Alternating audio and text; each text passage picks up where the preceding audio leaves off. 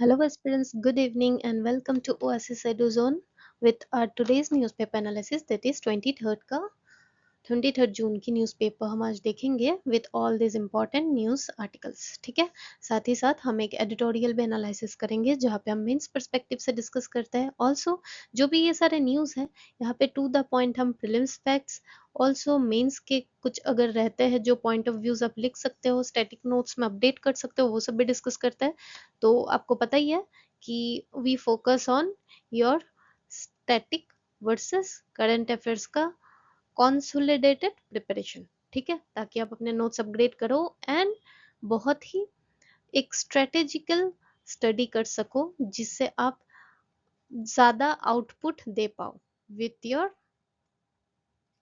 This वाले inputs. ठीक है, तो चलिए आज का न्यूज़पेपर हम स्टार्ट करते हैं। जो आज हमारा पहला न्यूज़ है वो है cabinet note to proposed reserve forest status for Urpad and Hasila beels. तो ये हमने कुछ दिन पहले ही हसीला बिल्स के बारे में न्यूज़ में हमने देखा था। पिछले वीक के जो भी हमारे न्यूज़पेपर एनालिसिस है, अगर आप डेली फॉलो कर रहे हो then you are aware of it.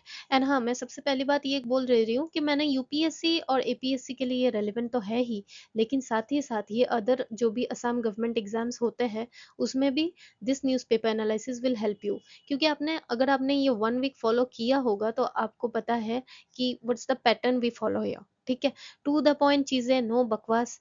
जो भी आप UPSC and APSC syllabus orient जो भी है वो हम यहाँ पे पढ़ाते हैं। ठीक है, यानी मैं पढ़ाती हूँ एंड फिर आपको साथ में एमसीक्यूज भी देती हूँ ताकि आपका एक एमसीक्यू प्रैक्टिस हो सके। अगर आप बिगिनर हो तो आप जो नॉलेज यहाँ पे गेन किए हो उसको अप्लाई कर पाते हो कि नहीं, वो आप अपना टेस्ट कर सको। ठीक है, तो ये रही हमारी कुछ न्यूज़पेपर एनालिसिस की खासियत। तो हमने जैसा कि ये न्यूज़पेपर जो ये न्यूज़ आर्टिकल जो है वो कहता है कि स्टेट कैबिनेट ने अप्रूवल दे दिया है कि उड़द beel Goalpara district and Hasila beel Barpeta district, ये डिस्ट्रिक्ट याद रखना मैच द फॉलोइंग में आ सकता है, उनको अब हम रिजर्व फॉरेस्ट का दर्जा देंगे। ठीक है, क्यों? ताकि हम बायोडाइवर्सिटी को प्रोटेक्ट कर सके और एनक्रोचमेंट को रोक सके। ऑब्वियसली किसी चीज को अगर हम रिजर्व कैटेगरी में रख रहे हैं मतलब क्या, वहां पे हम उन उसकी कंजर्वेशन के लिए रख रहे हैं। ठीक है ना, तो ये एनवायरनमेंट पर्सपेक्टिव से इंपॉर्टेंट है सिलेबस वाइज में। तो रिजर्व फॉरेस्ट क्या है, डिफाइन किस एक्ट के अंदर किया गया है, इंडियन फॉरेस्ट एक्ट 1927, ये आपको जानना है।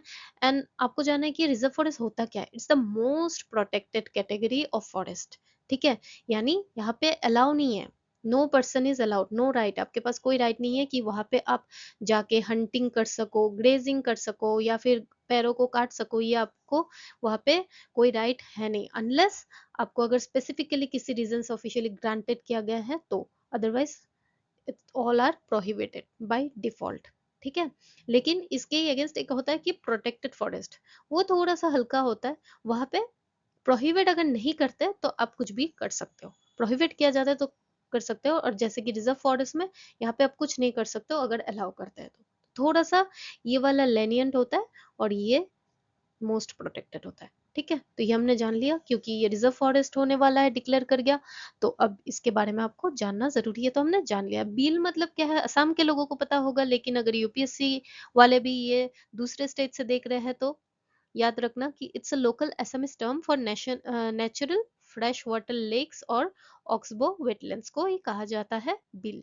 ठीक है, ये क्यों जरूरी होता है हमें पता है, फिशरीज लिवलीहुड, फ्लड के लिए, क्योंकि ये सॉइल इरोजन से भी, फ्लड से भी हमें बचाता है, बर्ड्स की हैबिटेट होती है, right, then climate regulation, ground water discharge, ये सब में तो ये बेसिक चीज है, ये स्टैटिक का पार्ट है, जनरल कॉमन सेंस है। तो मैं इतना यहाँ पे टाइम वेस्ट आपका करूंगी नहीं ये सब एक्सप्लेन करके। ठीक है, असम में कुल 3000 के ऊपर वेटलैंड्स पाया जाता है, तो ये थोड़ा सा मोटा मोटी आपको पता होना चाहिए कि कितना, दैट इज अराउंड 3000 वेटलैंड्स यहाँ पे पाया जाता है, राइट। अभी ये है कि many are under threat, threat क्यों है, ऑब्वियसली हमारे करतूतों से, that is siltation, encroachment, pollution, ये सब तो हम ही करते हैं ना। ऑल्सो ये चीज याद रखना, एसडीजी कभी कभी ना लिंक करके क्वेश्चन पूछा जाता है एग्जाम में कि हाँ ठीक है, आपने तो ये वेटलैंड के बारे में पढ़ लिया, अब ये थोड़ा सा पानी, जमीन, ये सब किस एसडीजी सस्टेनेबल डेवलपमेंट गोल जो है वो किससे रिलेटेड है, थोड़ा सा आइडिया रखना, 6, 13, 15 SDG 6 का मतलब क्लीन वाटर एंड सैनिटेशन से डील करता है, SDG 13 मतलब क्लाइमेट एक्शन, एंड 15 मतलब लाइफ ऑन लैंड। ठीक है, याद रहेगा, ये ऐसे याद रखते हो। 6, हाँ पहले के जमाने में होते थे ना, आज भी कहीं चौल इलाकों में होते, 6 बजे उठ के पानी का लंबा लाइन लगता है, बाल्टी लेके औरतें पानी कलेक्ट करने जाती है ना, तो इसलिए पानी 6 बजे क्लीन वाटर। ठीक है, 13, 13 को थोड़ा सा ऑस्पिशियस कहा जाता है कभी कभी, कि हाँ वहाँ पे कुछ अच्छी नहीं होती, ऐसा कुछ बोलते हैं ना, मतलब सोसाइटी की कुछ भी आपको याद रखने की बस जरूरत है। तो हाँ, क्लाइमेट एक्शन वो भी बहुत जरूरी है, नहीं करेंगे तो बहुत ही यू नो कुछ हो सकती है रिपरकेशंस क्लाइमेट एक्शन, तो वो थोड़ा ऐसे याद रखना। 13 क्लाइमेट एक्शन, और 15 तो ठीक है, इसमें तो मुझे अभी कुछ याद आ नहीं रहा है, but 15 is like life on land. Okay, तो ये याद थोड़ा रख लेना स्टोरी टेलिंग के माध्यम से। देन उड़पाद बिल, ये कहाँ पे है, दैट इज ग्वालपाड़ा, हमने भी पढ़ा है। नोन फॉर माइग्रेटरी बर्ड्स, तो ये आपको आइडिया होना जरूरी है, क्योंकि यूपीएससी में ऐसे सवाल पहले पूछा गया है कि ये कौन से एरिया वाइज या स्टेटमेंट वाइज हो या मैच द फॉलोइंग हो आ जाता है, तो एपीएससी में भी आ सकता है। That is this beel is known for migratory birds. कौन कौन से birds, whistling teals, open bill storks, तो थोड़ा आपको आइडिया होना चाहिए। Also it's rich in aquatic biodiversity and medicinal plant. ठीक है, एंड थ्रेटेंड, वही वही हमारे करतूतों के वजह से encroachment, over fishing, invasive species भी आते हैं, जो स्पीशीज जिनका घर नहीं है वो भी यहाँ पे आके अपना घर बसा लेते हैं, तो जो रहते हैं उनको तो उठना ही पड़ेगा। वही रोल होता है इन्वेसिव स्पाइसेस का, है कि नहीं। एनवायरनमेंट में स्टैटिक का पार्ट है, उसमें रिवाइज कर लेना। ठीक है, देन हसीला बिल बड़पेटा में, वो traditional, it's known for traditional fishery zone and rain water reservoir. तो ये क्यों जरूरी होता है, ऑब्वियसली लोकल लाइवलीहुड एग्रीकल्चर जो डिपेंडेंट है उनके लिए, लेकिन अगेन अर्बन रन ऑफ और एग्रीकल्चर पोल्यूशन के चलते ये इसमें थ्रेटेंड हो जाता है। ठीक है, तो ये सब चीजें हैं जो आपको जानना चाहिए। देखिए स्टैटिक की जो एकदम प्योर स्टैटिक में हर चीज यहाँ पे एक्सप्लेन नहीं करूंगी, because it's like around 30 minutes का न्यूज़पेपर एनालिसिस, आपको खुद जाके वहाँ पे स्टैटिक करना है, हर चीज स्पून फीड नहीं होता। यहाँ पे मैं बता रही हूँ कि न्यूज़पेपर से रेलिवेंट चीजें क्या पढ़नी है। ठीक है, मैं यहाँ पे आपको ढेर सारी इंफॉर्मेशन दे सकती हूँ रिजर्व फॉरेस्ट के, पूरा पीपीटी भर सकती हूँ इन दिस टॉपिक। ठीक है, लेकिन ये रिजर्व फॉरेस्ट आप खुद पढ़ो ना, इन्वायरमेंट का किताब जो भी है या कोचिंग का कोई भी मटेरियल आप फॉलो कर रहे हो उसमें पढ़ो, और ये चीज अगर नई चीज जान रहे हो तो अपडेट करो with respect to the current affairs. ठीक है, तो आप खुद डिसाइड करो कौन सा टू द पॉइंट पढ़ना है, लेस इज मोर, राइट। तो इसमें कुछ फैक्ट्स है, यही न्यूज से रिलेटेड आपको जानना चाहिए कि जो ये वेटलैंड प्रोटेक्शन इन असम है वो कौन सा नोडल एजेंसी देखता है, that is Assam state wetland authority, याद रखना। ठीक है, फैक्ट्स ये सब आते हैं। और रामसर कन्वेंशन ये तो पता ही होगा, अगेंस्ट स्टैटिक का पार्ट, ट्रीटी है, इंटरनेशनल ट्रीटी है फॉर वेटलैंड कंजर्वेशन, राइट। तो इसी के बेस में ये एमसीक्यू है, ये आप जरूर से सॉल्व करना। Okay, then our next news is like US joins forces with Israel in war against Iran। आपको पता है, न्यूज में देखा ही होगा आपने कि यूएस ने भी ज्वाइन कर लिया अगेंस्ट ईरान। ठीक है, ईरान में भी उन्होंने अपने attacks, series of missile attacks वगैरह ये सब हो रहा है, तो ये न्यूज में है। आफ्टर द ऑपरेशन सिंधु, ये भी हमने लास्ट क्लास में देखा है, इवैक्यूएशन प्रोग्राम जो है इंडिया का ईरान से अपने स्टूडेंट्स को, नेशनल्स को लाना, ऑपरेशन सिंधु के अंडर, ये सब हमने देखा हुआ है ऑलरेडी। तो हम आज के न्यूज़पेपर अगेन सेम आया तो थोड़ा सा जान लेते हैं।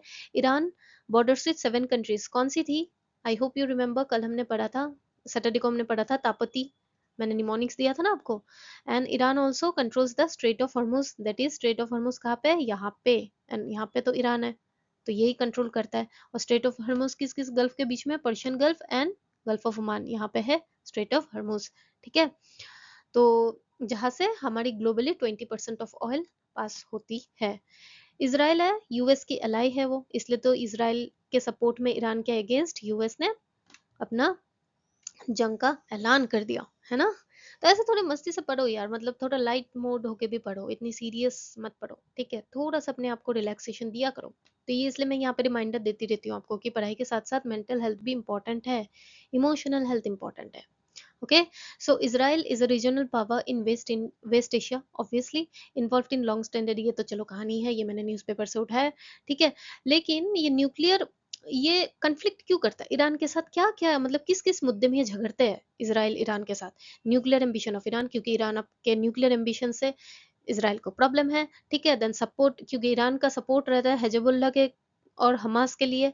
फिर आइडियोलॉजिकल ऑपोजिशन तो है ही, क्योंकि जियोनिज्म को दैट इज द ऑपोजिशन। तो इजराइल ईरान को इन 3 चीजों के कारण थोड़ा सा उनमें प्रॉब्लम होता है, थोड़ा सा क्या वारी हो रहा है, ठीक है।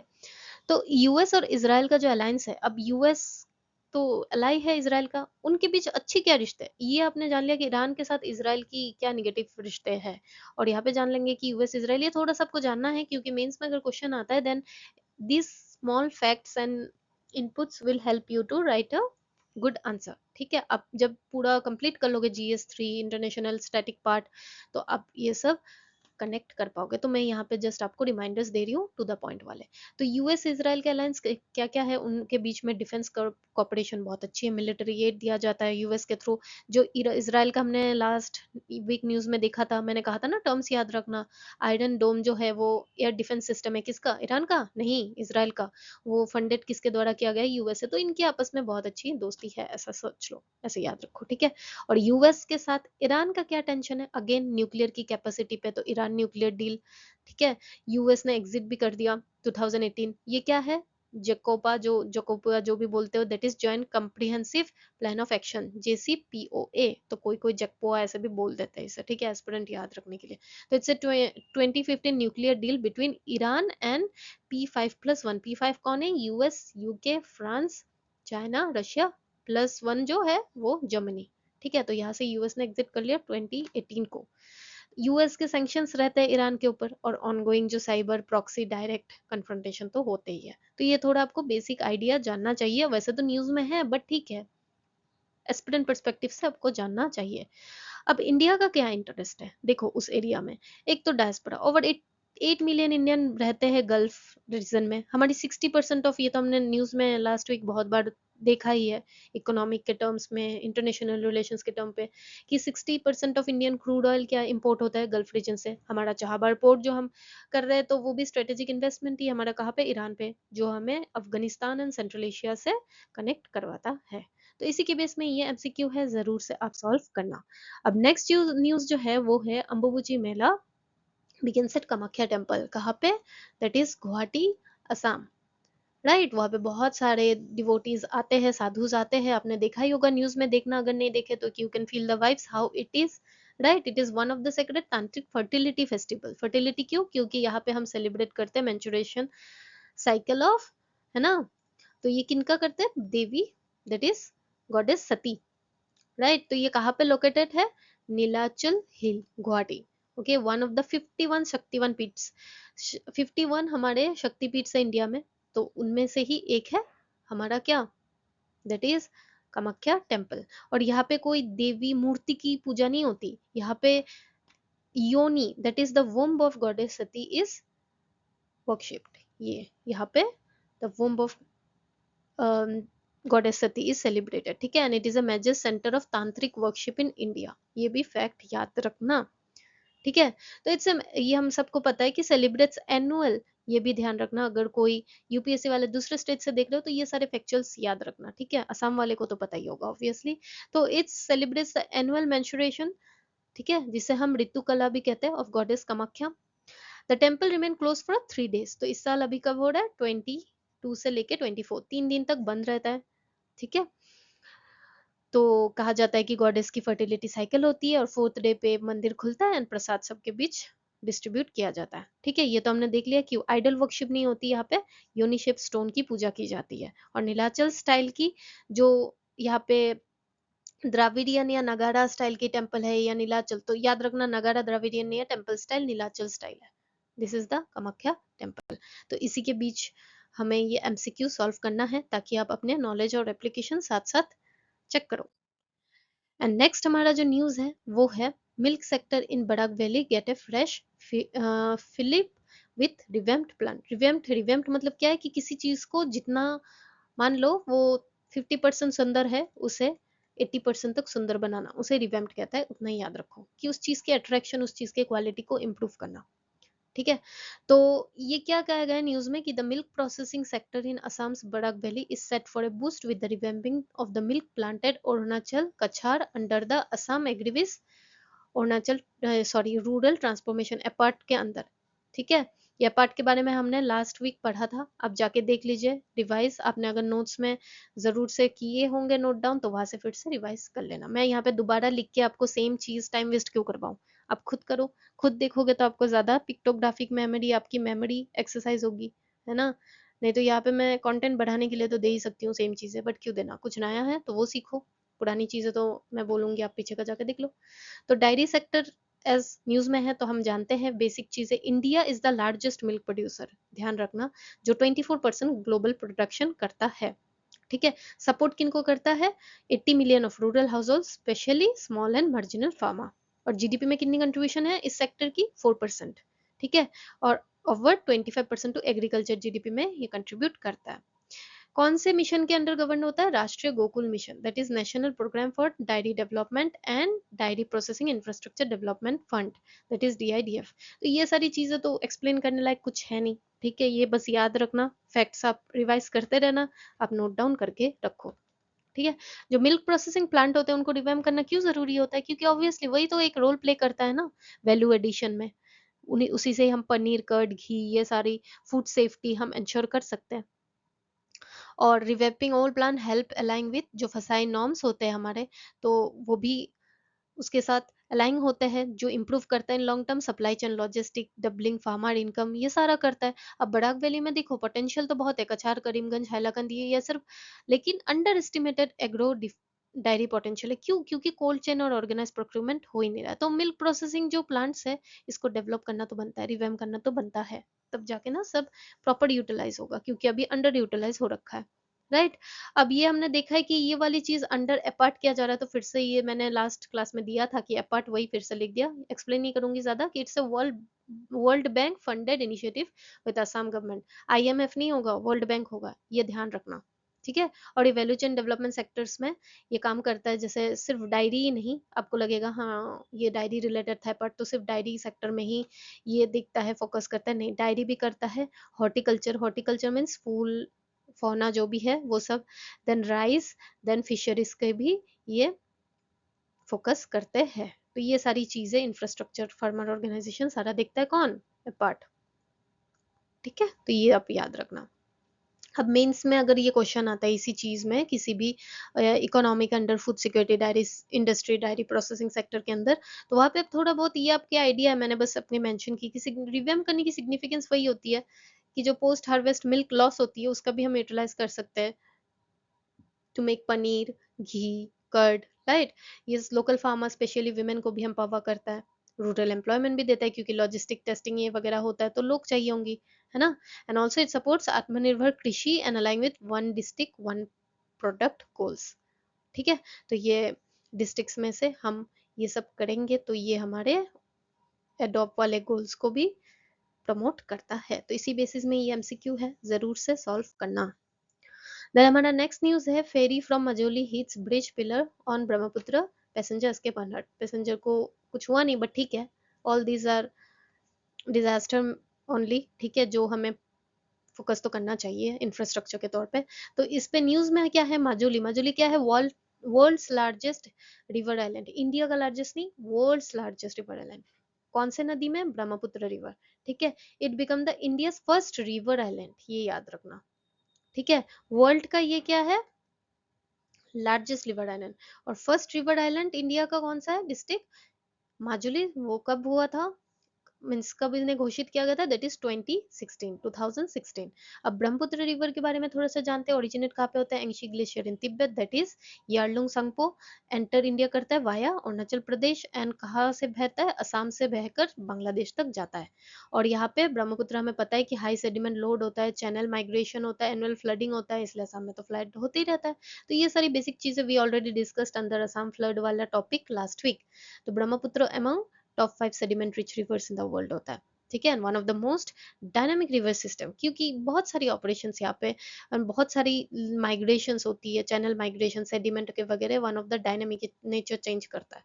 ठीक है ना, तो मेकिंग इस चीज के चलते क्या है, फेरी ऑपरेशन रिस्की होता है, तो मॉडर्न सेफ्टी एंड इंफ्रास्ट्रक्चर की जरूरी तो है। अदरवाइज ये सारे न्यूज हम देखते ही रहेंगे। अब कुछ फैक्ट है इस न्यूज में। जो ये फेरी ट्रांसपोर्ट है ना, ये गवर्न कौन करता है, देख रेख कौन करता है, दैट इज IWAI, मतलब inland waterway authority of India. किस एक्ट के अंदर, national waterways act 2016, this also 2016, ध्यान रखना। मिनिस्ट्री कौन सा, पोर्ट्स, शिपिंग एंड वाटरवेज। ठीक है। फेरी सेफ्टी जो है, फेरी की जो सेफ्टी होती है वो गवर्न होती है कौन से एक्ट के अंदर, इनलैंड वेसल एक्ट 2021। ये दोनों चीज याद रखना। फेरी की ट्रांसपोर्ट होती है नेशनल वाटरवे एक्ट के अंदर, और फेरी की जो सेफ्टी होती है वो होता है इनलैंड वेसल्स एक्ट 2021। ये डिफरेंस याद रखना, ठीक है। और इसमें और एक फैक्ट है, that is national waterway number 2, that is the stretch between Brahmaputra between Dhubri and Sadiya. Dhubri and Sadiya के बीच का जो ब्रह्मपुत्र स्ट्रेच है उसे हम नेशनल वाटरवे 2 को डेजिग्नेटेड करते हैं। चैलेंजेस वही, modern terminal, GPS tracking, outdated ferries, weak enforcement, तो ओवरऑल इंफ्रास्ट्रक्चर वीक है जिसे हमें इम्प्रूव तो करना है। इसी बेसिस में ये एमसीक्यू है, जरूर से सॉल्व करना। देन हमारा नेक्स्ट न्यूज है, कॉफी एक्सपोर्ट 125% एक्सपोर्ट बढ़ा है। तो गवर्नमेंट रिवील्स की 125% राइज हुआ है कॉफी एक्सपोर्ट में ओवर 11 ईयर्स। तो अभी ये बहुत अच्छी तो बात है, because it shows the India push in value added agri export under Atmanirbhar Bharat and make in India strategies. तो ये तो न्यूज हो गया, ये आता है, ये भी याद रखना ये फैक्ट, ठीक है। प्रीलिम्स में स्टेटमेंट वेज आ सकता है। अब कॉफी प्रोड्यूसिंग स्टेट कौन कौन सा है इंडिया में, कर्नाटका over 50%, सबसे ज्यादा, then Kerala, Tamil Nadu, Andhra Pradesh, Odisha, and any state में नागालैंड एंड असम। तो all about eastern India and western Ghat, है ना। तो coffee is largely grown in shade grown plantation. ये ज्योग्राफी का पार्ट है, थोड़ा याद रखना, स्टैटिक में भी आप पढ़ लोगे बेसिक चीजें, बट ये करंट ओरिएंट है, थोड़ा आपको याद करना होगा। तो सपोर्ट करता है biodiversity part of sustainable agro forestry, right. Coffee के टाइप कौन कौन से पाए जाते हैं, अरेबिका जो इसकी क्वालिटी हाई होती है, यील्ड लो होती है, एक्सपोर्ट वैल्यू इसकी ज्यादा होती है, एंड दूसरा होता है रोबास्टा जिसकी यील्डिंग अरेबिका से ज्यादा होती है बट हार्ड होती है, and bulk of Indian production. ठीक है। तो India ranks among top 10 coffee exporter, means 70% of India की कॉफी एक्सपोर्ट हुई जाती है। कहाँ पे होती है ये आपको थोड़ा सा आइडिया होना चाहिए, इटाली, जर्मनी, रशिया, बेल्जियम, तुर्की। ठीक है। एंड ये अलाइंग होता है, किसे हेल्प करता है, प्रमोट करता है agriculture export policy 2018 to double our agri export by 2022 and 22। तो स्टिल ये ऑनगोइंग फेज में चल रहा है। तो ये गवर्न कौन करता है, coffee board of India under ministry of commerce and industry, ये याद रखना। ठीक है। सेटअप कब हुआ था, 1942, हेडक्वार्टर का है बेंगलुरु। एंड इंडिया की जो टॉप वर्ल्ड की जो टॉप कॉफी प्रोड्यूसर है कहाँ है, ब्राजील। एंड कॉफी डे हम कब सेलिब्रेट करते हैं, ये जस्ट अदर गवर्नमेंट एग्जाम में कभी आ जाए तो October 1, that is international coffee day. And ये डायग्राम थोड़ा सा देख लेना कि कॉफी कौन कौन से ट्रॉपिक ऑफ कैंसर और ट्रॉपिक ऑफ कैप्रिकॉर्न के बीच जो एरिया है वहां पे सबसे ज्यादा कॉफी ग्रो होती है। तो थोड़ा सा आपको आइडिया, दिस इज इंडिया, हमारा प्यारा भारत, ये है ना। तो बाकी ये थोड़ा सा अब देख लेना कौन कौन से यहाँ पे कंट्रीज का नाम मैंने लिखा हुआ है। ठीक है। यू हैव टू, और ब्राजील में सबसे ज्यादा वर्ल्ड टॉप मोस्ट यहाँ पे ही प्रोडक्शन होता है। अब जो नेक्स्ट न्यूज है वो है, देखो ये दिया था कि चलो ये न्यूज में ऐसा है कि अपकमिंग जो नेटो सबमिट है जो होने वाला है कहाँ पे, जुलाई में वाशिंगटन में। तो वो वहाँ पे कह रहे हैं कि यूक्रेन का तो ठीक है टॉपिक चलता ही है, लेकिन उसके साथ साथ जो अनसर्टेनिटीज है about the Donald Trump's possible return as US, वो सब भी डिस्कस करें। तो ये सब चलो ठीक है, लेकिन एग्जामिनेशन पर्सपेक्टिव से इंपॉर्टेंट है article 5 of NATO and what is NATO. तो नाटो क्या है, that is North Atlantic Treaty Organisation. कब स्टैब्लिश हुआ था, 1949, ये डेट थोड़ा याद रखना। With the signing of North Atlantic Treaty in Washington DC, Washington में ही हुआ था, एंड इस बार का जो समिट वाशिंगटन में होने वाला है, by 12 founding member countries from Europe and north America. ध्यान रखना इंडिया नहीं है, ठीक है। एंड ओरिजिनल जो 12 फाउंडिंग मेंबर है ये कौन कौन है, Belgium, Canada, Denmark, France, Italy, Luxembourg, Netherland, Norway, Portugal. तो ये ठीक है, यूके एंड यूएस। तो अभी फिलहाल 32 मेंबर है, ओरिजिनली 12 मेंबर थे, अब 32 हो गया। रिसेंटली किन्होंने ज्वाइन किया, that is Sweden and Finland. Okay. तो ये कोल्ड एरा जो पीरियड था तब ये फॉर्म किया गया था, that is NATO served as deterrent against Soviet expansion. ठीक है। और वहां पे with the US providing significant, जहाँ पे यूरोपियन अलाइज को यूएस ने सपोर्ट किया था। एंड इसीलिए नाटो का भी क्रिएशन हुआ था। एंड सोवियत यूनियन के कोलैप्स के बाद नाटो एक्सपांडेड इस फोकस, क्राइसिस मैनेजमेंट में भी हेल्प करता है, conflict prevention and cooperative security efforts. तो ये थोड़ा मोटा मोटी आपको नाटो के बारे में पता होना चाहिए, बाकी न्यूज़ तो ये सब चलता ही रहता है, पॉलिटिक्स, ठीक है। और आर्टिकल 5 ऑफ नाटो क्या कहता है, it talk about collective security. Means क्या होता है कि अगर मान लो ये 10 मेंबर है, इस 10 मेंबर में से किन्हीं एक मेंबर पे अगर कोई अटैक करता है तो बाकी के 9 मेंबर भी उस उनको हेल्प करेगा टुवर्ड्स दैट एनिमी। मान लो ये नाटो का मेंबर है और ये बाकी नाटो के मेंबर ये बाकी है, और ये नाटो का मेंबर नहीं है कोई, ठीक है, इसने यहाँ पे अटैक किया तो ये लोग सारे लोग मिलके एकजुट होके इसके खिलाफ हो जाएंगे। समझ आया? That is, an attack on one country will be considered an attack on all the members will respond collectively। ठीक है, तो वही है दोस्ती। तो नाटो स्ट्रेटेजिकली कॉन्सेप्ट अभी क्या है 2020 की, it levels Russia as the most significant threat, also mention China for the first time. तो ये थोड़ा सा आप आंसर राइटिंग में भी यूज कर सकते हो।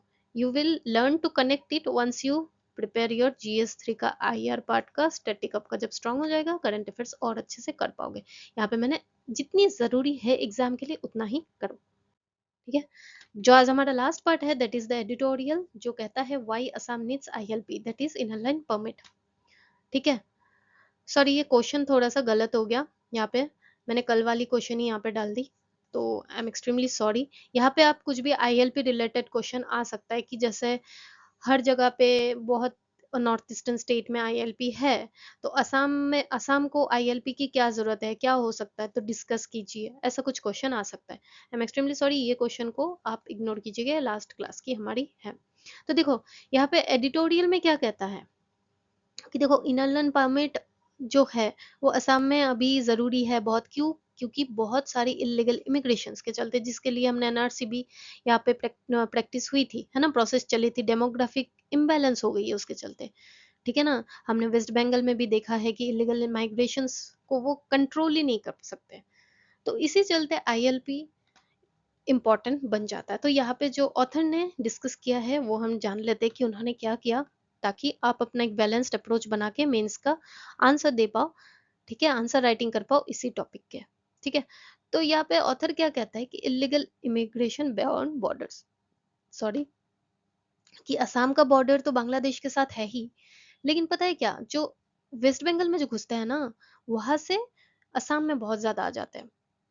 मतलब वेस्ट बंगाल में बहुत लेनियन पॉलिसी है, वो लोग खुद सिटीजनशिप अमेंडमेंट एक्ट NRC को वो नहीं मानते, वो सपोर्ट नहीं करते, तो उसके चलते क्या हो जाता है, वो वहां से आके बंगाल में एज इमिग्रेंट्स तो घुस जाते हैं, फिर उनको Aadhaar card, ration card, voter ID easily मिल जाता है, फिर वो असम में आ जाते हैं एंड इस लोकल पॉपुलेशन के साथ ब्लेंड हो जाते हैं, तो हमें पता भी नहीं चलता कौन इलीगल घुस रहा है, कितना हो रहा है। बट वो तो डेमोग्राफिक इम्पैक्ट जब हम देखते हैं तब हमें पता चलता है कि अरे भाई कितने तो इमिग्रेशन हो गए हैं, राइट।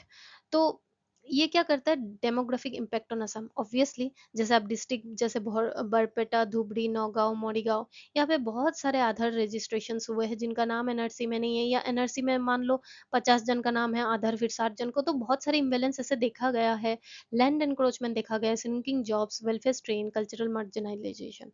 तो ये इनके बारे में ऑथर कहता है दैट, फिर कहता है कि ऑथर कहता है क्या, कि हिस्टोरिक अटेम्प्ट्स, जैसा असम एक लास्ट क्लास में हमने पढ़ा था NRC, ये सब सक्सेस लिमिटेड है, क्योंकि दूसरे स्टेट से कॉपरेशन है नहीं, वेस्ट बंगाल से ही कॉपरेशन नहीं है, ठीक है ना, क्योंकि वहां पे भी तो बहुत सारी इलीगल इमिग्रेशन होती है।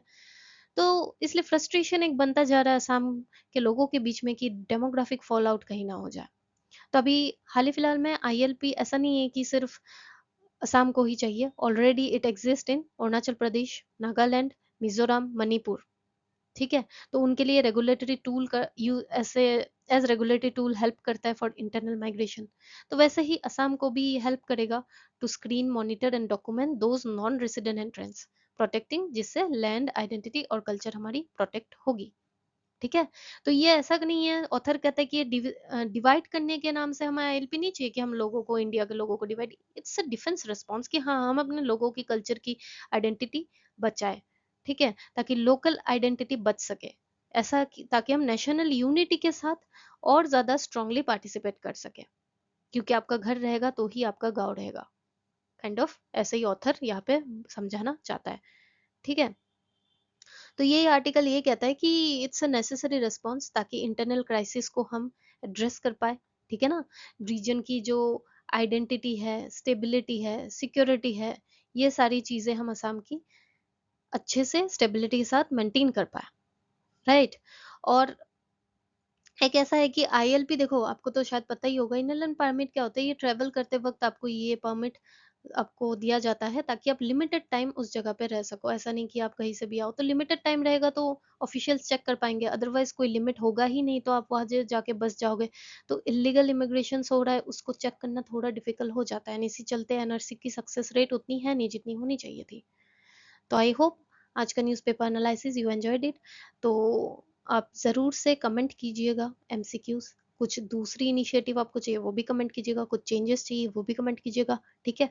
लाइक ज़रूर कीजिएगा एंड सब्सक्राइब ऑब्वियसली कीजिएगा, बिकॉज यहाँ पे टू द पॉइंट चीज़ें होती है, इररिलेवेंट बकवास चीज़ें हम नहीं करते हैं, क्योंकि we know what examination demands, ठीक है।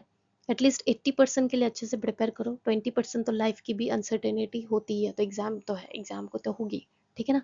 तो please do like, share, comment, subscribe, यही आपको करना है। और साथ ही साथ ढेर सारी रेलिवेंट चीज़ों को पढ़ के एग्जाम को क्लियर करना है विद ए गुड माइंडसेट, ठीक है। तो कल मिलते हैं फिर से, आज के लिए इतना ही। Thank you and have a good day.